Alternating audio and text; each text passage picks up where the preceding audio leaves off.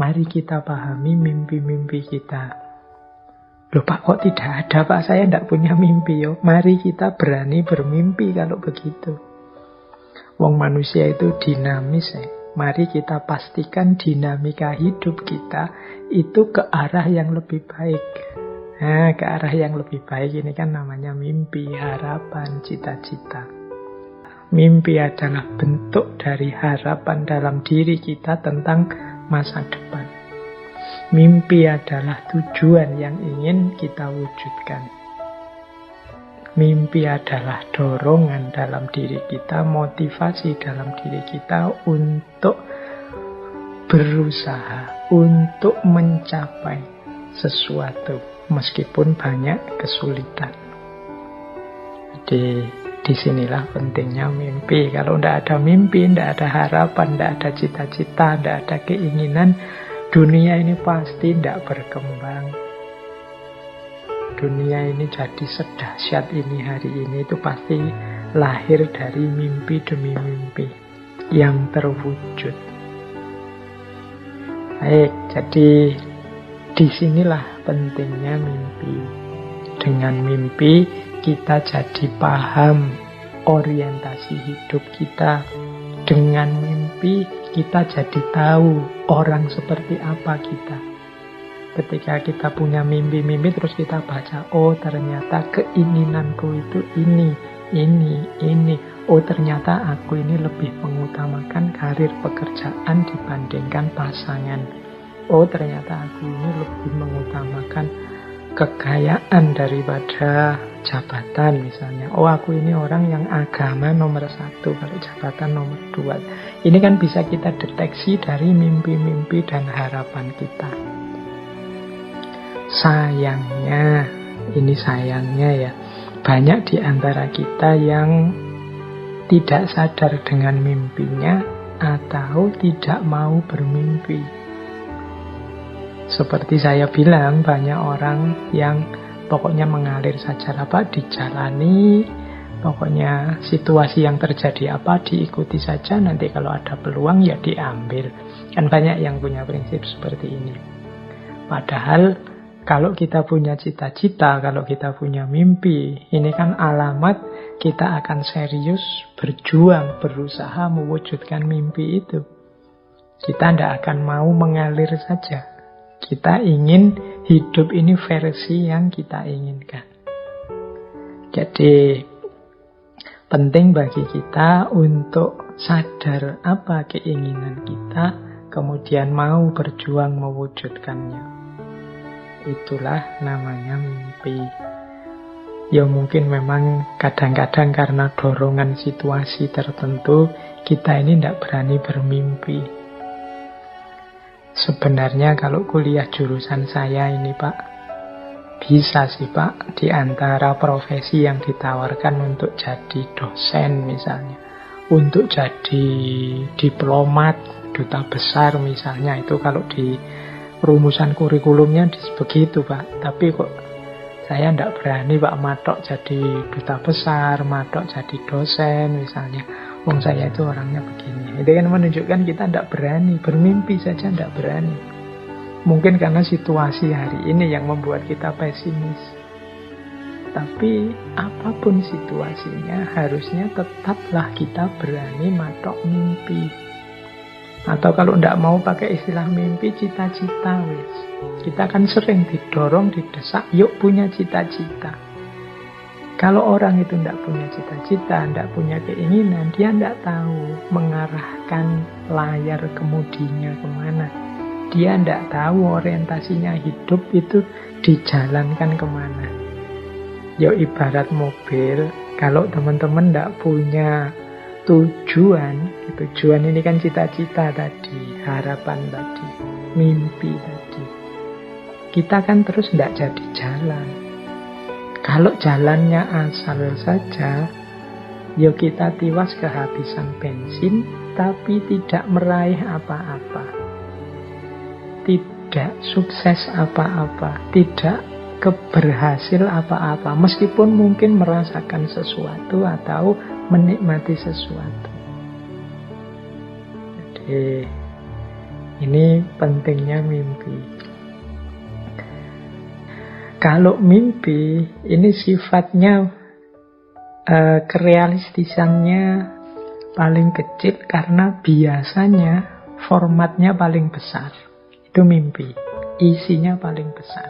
Seperti anak kecil misalnya, saya ingin jadi presiden misalnya. Itu kan sisi realistisnya kecil karena format mimpinya besar. Tapi bukan berarti mustahil. Jadi kalau kita targetnya besar itu kan kita mau tidak mau nanti orientasinya, daya yang kita kerahkan, modal yang kita berikan itu kan juga besar untuk sampai ke sana. Seandainya tidak nyampe di terminal terakhir itu pun kita sudah luar biasa capaian kita. Itu namanya dream. Nah, lebih besar aspek realistisnya, ya berarti mungkin lebih simple isinya, itu namanya wish. Wish ini daya realistisnya mungkin lebih konkret daripada dream. Lebih besar lagi daya realistisnya itu hope. Dan lebih besar lagi itu expect. Kalau expect itu untuk hal-hal yang sederhana, misalnya, saya setelah kajian ini mau ngopi dulu di kafe. Nanti kan, ya wong saya punya uang, kendaraan ada, teman-teman juga ngajak, jadi deh. Jadi kan I expect itu bisa paling besar.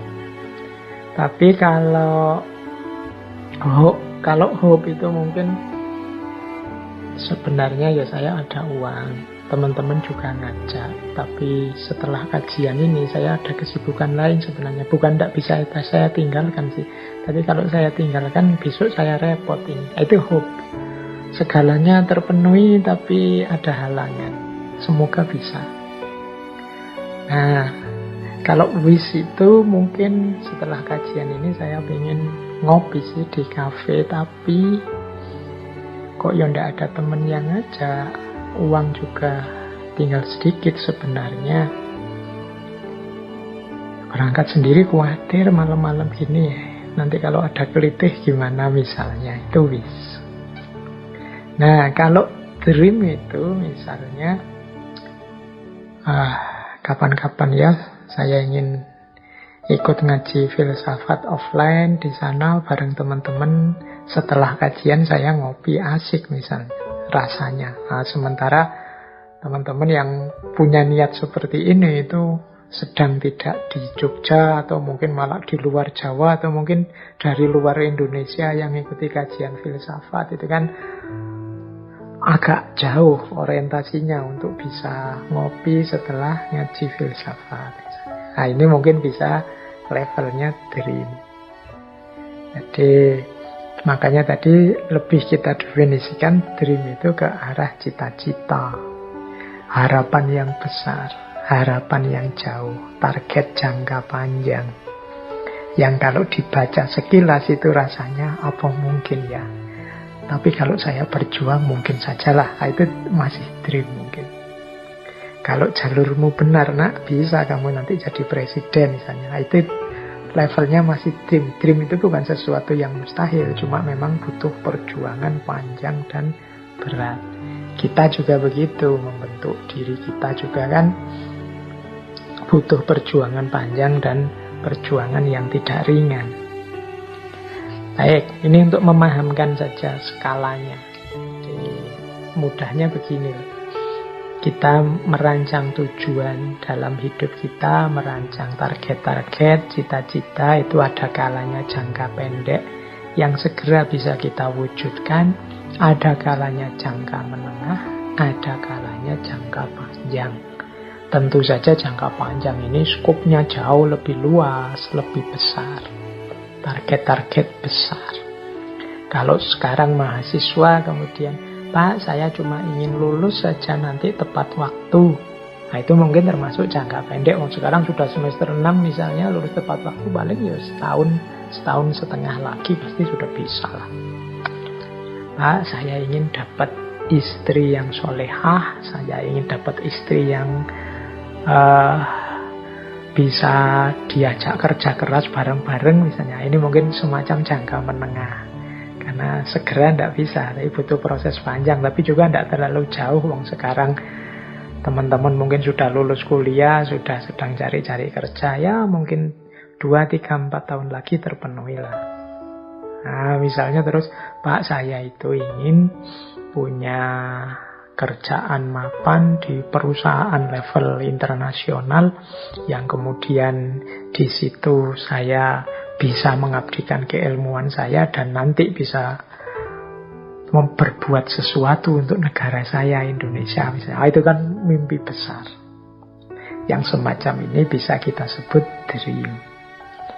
Jadi ini skala-skala keinginan kita. Yang penting juga kita rumuskan, kita tetapkan. Dalam rangka apa? Membentuk diri kita. Kita itu kan terbentuk sesuai apa yang kita rancang dan apa yang kita wujudkan dari rancangan itu tentang diri kita. Baik, kita lanjutkan ya. Nah, mimpi ya tetap akan jadi mimpi dan benar-benar akan berhenti sekedar mimpi kalau kita tidak menyambung mimpi itu dengan upaya-upaya untuk mewujudkannya. Maka ada istilah from dream to goal. Dari mimpi kita terjemahkan menjadi tujuan-tujuan hidup. Tujuan jangka pendek tadi, jangka menengah, juga jangka panjang.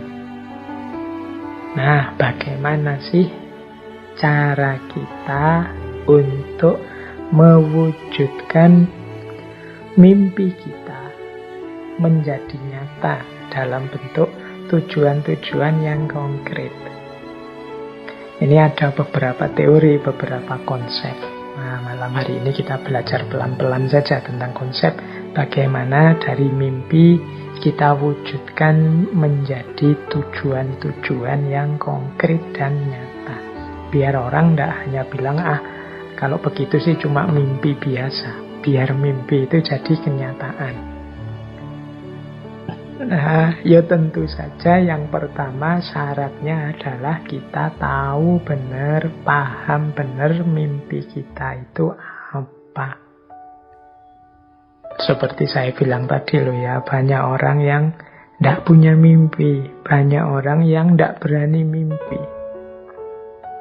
Orang yang tidak punya cita-cita itu mungkin karena dia tidak mampu membaca dan memahami diri dan lingkungannya, atau mungkin dia terdistraksi oleh banyak hal lain yang tidak penting.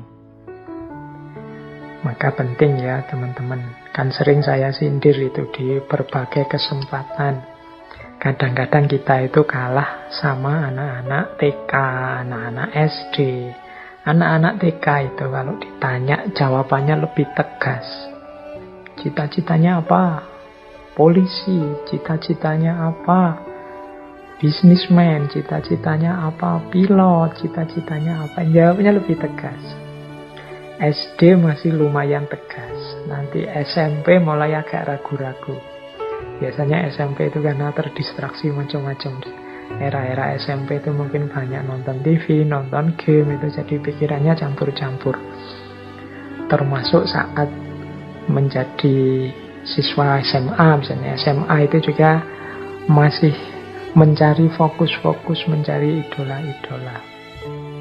Nah, mulai bisa berpikir lebih jernih, lebih luas mungkin zaman kuliah.